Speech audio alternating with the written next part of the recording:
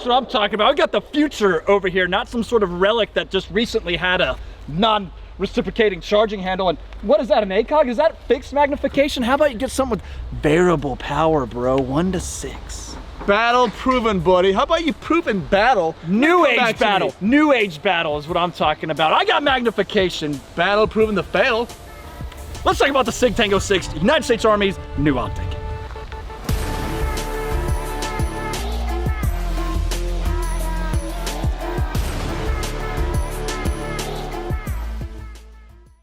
Welcome back, everybody. Clint today with Classic Firearms. We got Kaya back with us. What's up, guys? We're out here at Take Aim Training and Range with the SIG Spear LT, for one, but not so much the rifle we're talking about today as it is the optic, the SIG Tango 6 here. It's a 1 to 6 first focal plane optic.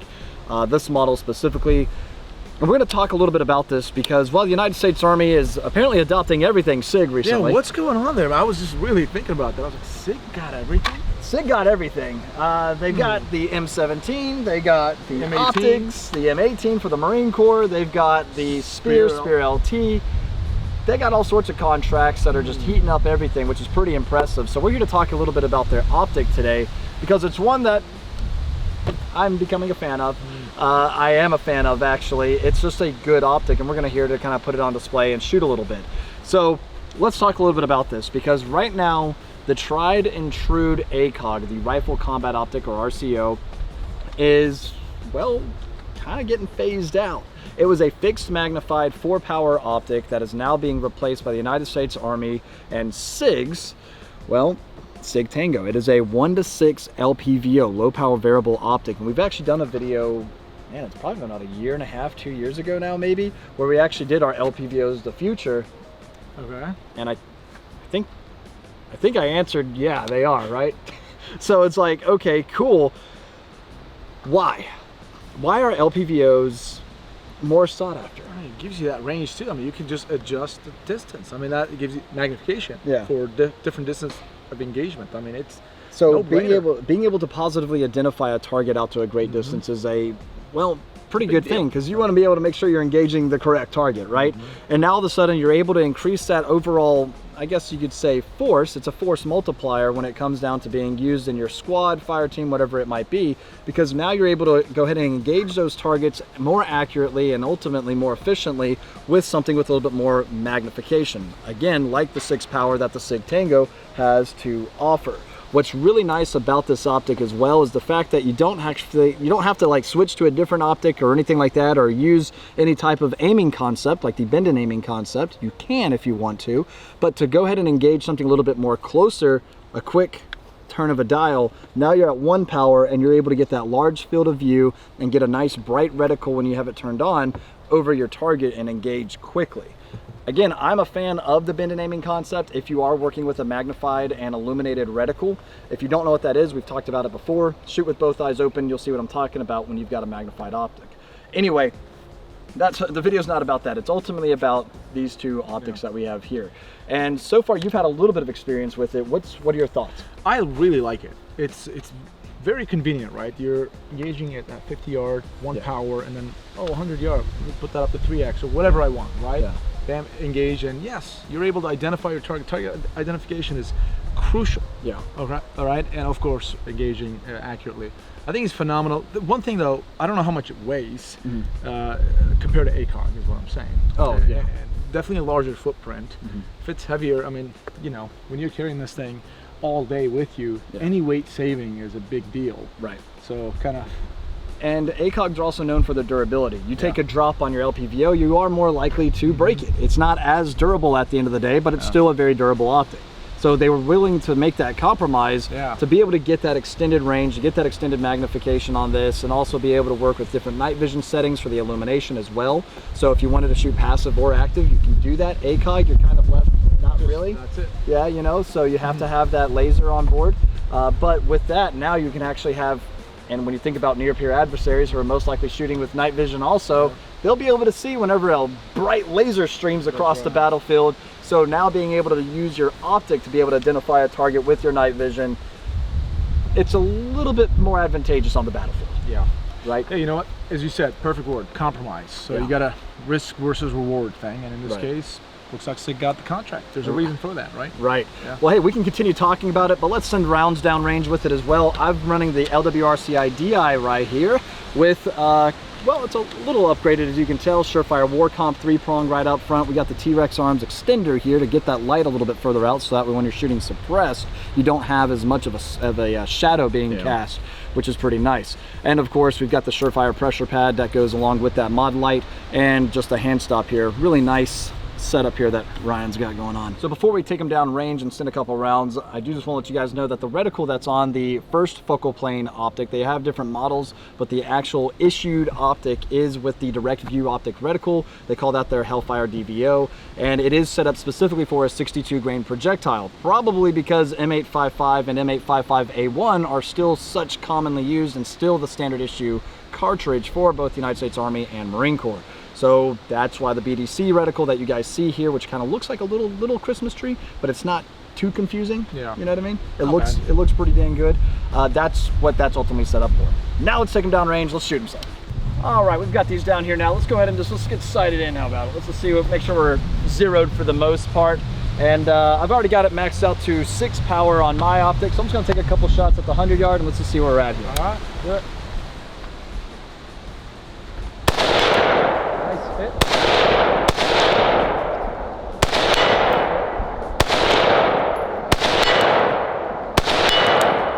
I feel good about that. Good enough. Well, got 6 power. Let's see what we got. All right. Go ahead. Nice enough. Nice. Swing. That's sighted in. Yeah. I'm gonna go over here. All right, go for that. Yeah.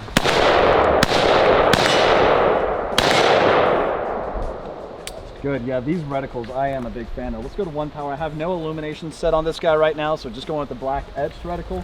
Just gonna go ahead and take a couple shots here.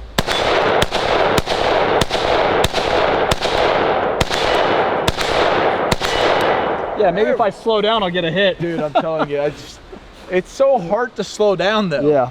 You know what I'm saying? Once you start going, yeah. Yeah. So I will say this, so that reticle, without any type of illumination, gets really, really fine.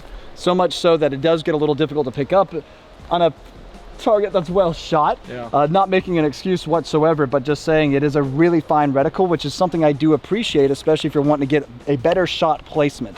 That's the thing about having that increased magnification, is you're able to get closer on that target. So now you're not just engaging a torso, you're engaging the crosshair on my shirt. You're engaging a letter, right? It's just one of my favorite quotes from like the Patriot. Aim small, miss small. That's right. If you're gonna be aiming for a torso, you might miss by a torso. If you're gonna be aiming for a button, you might be missing by a button. That's right. Right? So in my mind, I do appreciate that. Another thing I appreciate about this optic is something as simple as this etched line. That is, dude, that is so important. Somebody, you know, there's Crimson Trace, I think was one of the first optic companies that I saw do that on their optics. And that just makes life so much easier when you're trying to make sure that your mount and your optic is actually centered, because every now and then if it's off just even by a hair, and now you're, you know, I'm exaggerating here, if your reticle's canted by a little bit, it's really gonna mess with you, especially at longer distance engagements, right? But anyway, as far as the optic goes, it feels good. Like I said, it's got 2 different night vision settings, which is good. We've already talked about the reasoning behind that. Again, I'm just running the etched reticle, no illumination whatsoever. As far as what other things that it comes with, this specific model, again, the issued model does come with the actual scope mount, and which comes pre-mounted, which is pretty nice. So you don't even have to worry about the getting it nice and centered. Yeah. Right. So overall, I am definitely happy with this optic. You know what I want to know about this optic? What's up? And I know this is not the video for it. I really want stress tests. Oh. Like, I want it, dude. I think we should, because it doesn't feel as durable as ACOG. Like, I mean, I'm not saying it's bad.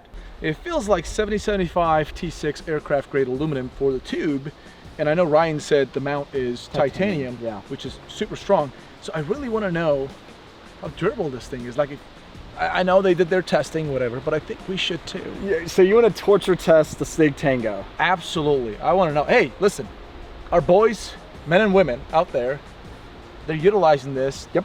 You know, they're depending their lives on it, so we should test to see if it actually. So do I hear a ACOG versus versus Sig Tango LPVO You torture certainly test. did. Yeah, so we did it with the Vortex UH1 and the EOTech EXPS2, I think it was. We did a torture test on that, which was pretty entertaining. Go watch that video if you haven't seen it. But with that being said, yeah, I think I'd like to see that as well.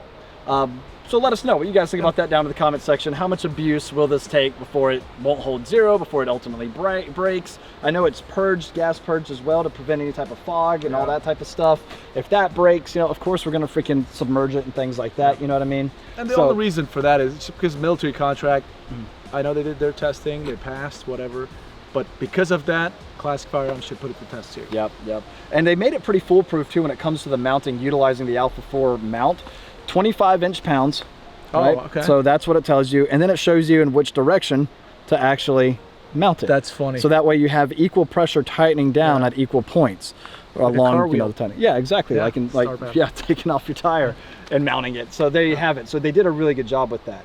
What I'm going to do now is I'm just going to run some basic. I got a couple rounds left. I got some All I'm too. going to do is just switch between each target, going 1 power to 6 power, just making that quick throw and just seeing how quickly I can go ahead and engage these. I'm already set to 1 power, so do it. yeah, let's just have some fun here. Let's go. All right, you ready? Yeah.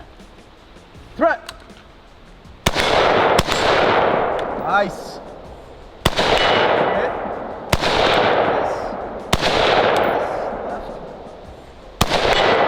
There we go. Yeah, that feels pretty good. You know, I got a couple more. You know, I can just finish out the mag, right? Let's just finish the mag. Okay, good enough. All right, your turn. I will just, let me see where I'm at. You know what? Let me go 2 power. Okay. Ooh, feels so good.